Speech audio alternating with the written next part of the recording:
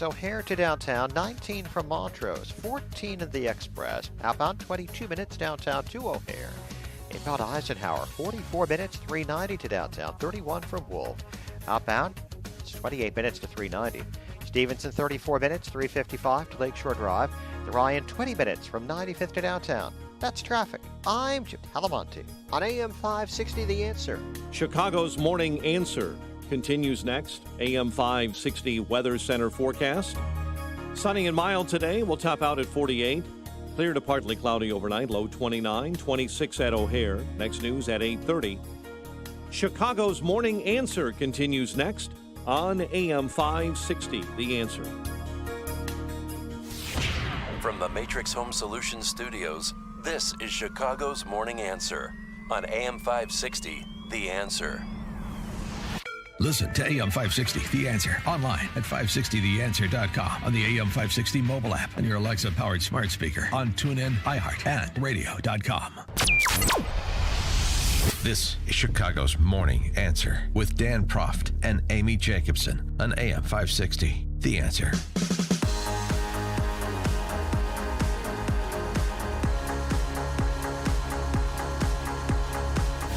Top of the morning, Dan and Amy. February jobs number is in 379,000 jobs. That's well above what ADP had projected on Wednesday of 117,000, and drops the unemployment rate to 6.2%.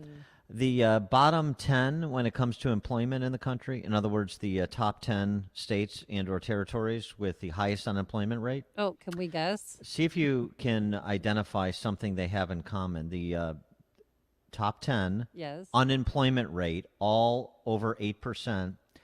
Illinois, Connecticut, Michigan, Nevada, Massachusetts, New Mexico, New York, District of Columbia, California, Hawaii. Oh, all Democratic-run states. Yeah. Every one of them has a Democrat executive. That's right. And had draconian lockdowns. Yep. And unemployment rate a third higher than the national average. But, hey, you don't go change in Illinois. For more on this, we're pleased to be joined by Scott the Cow Guy Shellady. Scott, Where's the moo? gets a drum roll. No, it's a moo. There's Bring the it on, baby. Hey, Scott, how you doing? Morning. Good. How are you? Good morning. So, 379,000 jobs. The recovery is in full swing. Texas and Mississippi are open for business, and all is right with America. Well, yeah, I mean, that's a great number. It's double the expectation. To your point earlier about those states that have the worst unemployment, they do that because they know that they'll get rewarded in the new COVID relief bill because of the disincentive that is built in. The worst states that have the worst fourth quarter last year will get the most money if that thing gets through. So it's something to know. But yeah, double the expectations. It's good. But we need to do that every year for the next, for 2 years, every month for the next 2 years to get back to where we were pre-pandemic. So we still have some work to do, and not to be a Debbie Downer. But yeah, I'm glad to see that and it's really got nothing to do with any stimulus or certainly it's got everything to do with reopening, because most of the jobs that came back were leisure and hospitality. And again, that's fantastic because they got so slammed earlier in the year. So, I mean, it's a great place to start. It's just what's going to happen after we kind of get through all this, and how does this world look on the other side when we wake up from the hangover of the reopening. What about what Jay Powell had to say yesterday, particularly about inflation? Are we letting our modern monetary theorists turn a recovery that was supposed to be good for markets into a market correction? We have to be very, very careful. I mean, I'm not an inflation hawk. I don't look for it's not been something I've really worried about. Even in '08 when we had 0% interest rates, that was something that everybody was expecting. It's never really happened. And there's been any number of reasons why we don't see inflation happen like we've been told it will. But boy, oh boy, with the amount of money that we're throwing at this issue at the same time that we're recovering, you kind of have to, now I'm kind of dialing back my expectations of no inflation, and I'm kind of more concerned now about it popping up and so quickly. But the problem is that, look, we're going to have this grand reopen reflation trade, right? And everybody's going to get, euphoric about being able to come out of your houses finally because you've accepted communism. And you're going to, I love you. you're going to It's a see, happy day. And then you're going to have this economy where it's going to be the I deserve it economy, right? Let's go on that cruise, I deserve it. Let's go on a holiday, I deserve it. Let's go buy that new house, I deserve it. But let me tell you, when it's all said and done and we come down on the other side of this thing, what does this world look like? And that's what I'm trying to figure out, because we're going to be face to face with the Biden administration, and maybe we're going to have 40%, tax on capital gains. Maybe we're going to have 35% tax on corporations.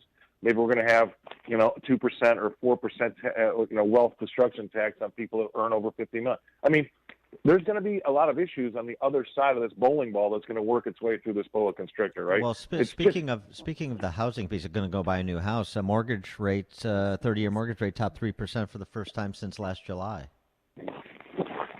Right, and that's going to be a psychological thing. And for some reason, we've all been really accustomed to the fact that, say, the 30-year at 3% or the 10-year, which everybody's watching right now at 1.6%, is now high. But I mean, let's face it. I mean, these are still incredibly low. And I'll tell you, I do like Warren Buffett, and he's not he doesn't really think that this is going to be here to stay. We might have. I mean, he's looking at these bonds. We set a world record 6 weeks ago. $18 trillion in negatively priced government debt around the globe. So there still are issues out there. We're just going through a little bit of the roaring 20s right now. But we'll see how long it's going to last. And that's my worry. We can't grow at 8% every year.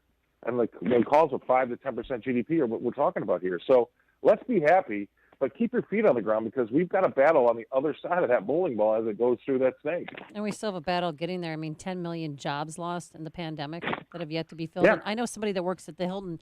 Are you ready for this, Scott? They told her they don't expect her to be back at work. She does catering and banquets until 2023 at the earliest. Well, I mean, look, it's insane. I don't even know what to say to these people. I feel bad for them. But the numbers today say that those people are coming back pretty, fast. We'll see. I mean, we don't need. What I think is going to be interesting about this whole thing is this. Last September or whenever it was, Nancy Pelosi had the opportunity to say yes to $2 trillion or $2.2 trillion, whatever it was, and she played politics with the whole thing. Now she's got the world's biggest job to try to convince Congress that our economy is so bad that we need a $1.9 trillion stimulus that really doesn't have anything to do with COVID, because everything's so bad, and we get numbers like this thrown in her face. I can't wait to watch her try to justify $1.9 trillion in the face of the numbers that we're starting to see right now. That's going to be the interesting thing over the next, probably 3 weeks. Well, one of the ways that she can justify it is by talking about the amount of debt that's been accumulated at the lower end of the socioeconomic scale. People who are in arrears on rent and utility payments and moratorium on their mortgage, credit cards, other loans. Because remember, the 10 million jobs, we're talking about people that are in the lower 3 quintiles of the socioeconomic distribution, and in terms of household income. And so you could make a class envy play. You inflicted all this damage down market in terms of household income, and now we're going to pay to make these people whole. Well, I mean, if you're going to shut down the economy, and you take that choice, that's the choice you've made as a government, right? You're going to have to, because you take away the people's right to work. I was totally against it at the time. I still am. That's something that you have to build in to what you've done. But to keep it locked down as long as we have, and continue with the draconian measures that we still see happening today, when you've got 16 states that have got rid of the mask mandate, but still we've got the head of our medicine talking about wearing 2 masks. I mean, what's this world coming to? I do feel safer. But Scott, but my point is to say this, though. We're looking at all the money that's sloshing around, and household incomes bumping up, and savings rates bumping up.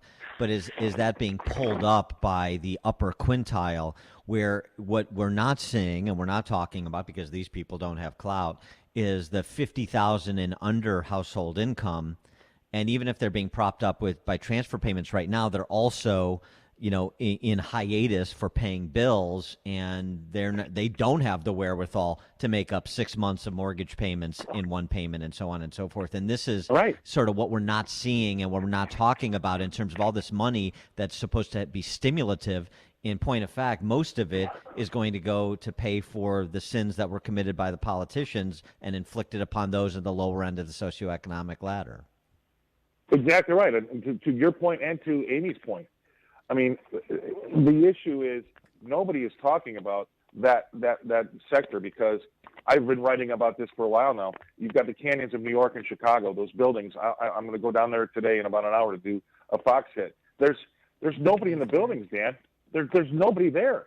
I mean, let's just say they're 10% occupied. I've been doing this now for a year, and I haven't ridden the elevator with anybody else except for twice, and I go down 3 times a week. So those people we haven't even begun to take stock in the fact that all those buildings are empty. That means there's no customers down there anymore for those 4 or 5 shops that are on the concourse level of every big building. I mean, we have not begun to even. We're talking about leisure and hospitality. What about the dry cleaner and the key cutter? I mean, these people are gone forever, and all the restaurants that have been still gone forever. I still think there's a great reckoning, and then that's why you've got these people talking about going back in 2023, because you've got so many big CEOs. My brother-in-law works for a massive company.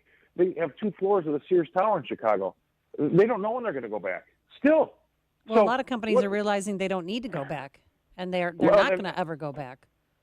I think that's going to be a mistake, because so much work gets done collaboratively. Still, face to face is always going to be better than Zoom. I don't care what you say, but we're not going to be 100% Zoom. That we'll come back from that. But the point is this: we're not bringing the customers back to those big cities like we thought we were going to. People are now, there has been a behavioral change, and so that lower level of income, the guy that was actually delivering lettuce to the restaurant, right? We don't talk about that guy because he can't work from home, right? Those people are the ones that we still have not really taken stock in, and I agree with you, Dan. I mean, that's the biggest transfer of wealth in 100 years. He is Scott the Cow Guy, Shellady, Fox Business contributor. Catch him on Fox, as you said, in short order. Scott, thanks as always. Appreciate it. All right. Have a good weekend. Thanks. You too, Scott. And he joined us on our turnkey.pro answer line. It's like a hot, steaming cup of information to start your day. It's Chicago's Morning Answer on AM 560. The Answer. Signature Bank is Chicago's fastest growing independently owned business bank. It's a bank where relationships still matter. Signature Bank knows your name and your story. I'm Dan Proft, and I know this because Signature Bank is my business bank. I'm Jim Keene Jr. of the Mail House, Inc., a family-owned and operated digital print mail house with a specialty in political advertising and a customer of Signature Bank. We knew that getting a loan to buy our business wouldn't be easy, so we turned to one of our trusted friends for a referral. She told us about the outstanding level of customer service her business received at Signature Bank since becoming one of their first customers in 2006. Today, we couldn't be happier. Not only did Signature help us finance the purchase of the mail house, but they supported our growth as we modernized our operations in mailing as well as from traditional to digital printing. If you're looking for a great bank to grow your business, take a look at Signature Bank. Signature Bank is looking for their next success story. To learn more about turning your business vision into reality, visit signaturebank.bank. Signature Bank, helping local businesses succeed. Member FDIC, Equal Housing Lender. The man, the founder of Balance of Nature, Dr. Howard, he was concerned about keeping his family and his patients active and healthy. So he decided to create Balance of Nature because he was worried about the nation's diminishing health and that people are nutritionally starving themselves while overeating on empty food, empty calories, fast food. So Balance of Nature, what it is 6 capsules. You're getting 10 servings of 31 different fruits and veggies. They're dried fruit. All the water has been sucked out of it, and they're put into capsules, but the nutrients are there. And doctors say to have a strong, healthy immune system, you need to get a good night's sleep, exercise, and eat a well-balanced diet. So start taking control of your health. Be proactive. Get Balance of Nature today. Try it out. Try it for a month, and you will not go back. You don't need to take any other supplement, folks, another vitamin D, which is so important right now, vitamin B, vitamin C. It is all in there. So here's what you do. Call one of their operators/health coaches. They'll answer any questions you have about Balance of Nature. The number to call is 800-246-8751. That's 800-246-8751. Be sure to use discount code Chicago or go online to balanceofnature.com Discount code Chicago. Tell me why Relief Factor is so successful in lowering or eliminating pain. I'm often asked that question. Pete and Seth Talbot, the father-son owners of Relief Factor, tell me they believe our bodies were designed to heal. That's right, designed to heal, and I agree with them. The doctors who formulated Relief Factor for them selected the 4 best ingredients, yes, 100% drug-free ingredients, that each help your body deal with inflammation. Each of the 4 ingredients deals with inflammation from a different metabolic pathway. That's right there, approaching from 4 different angles.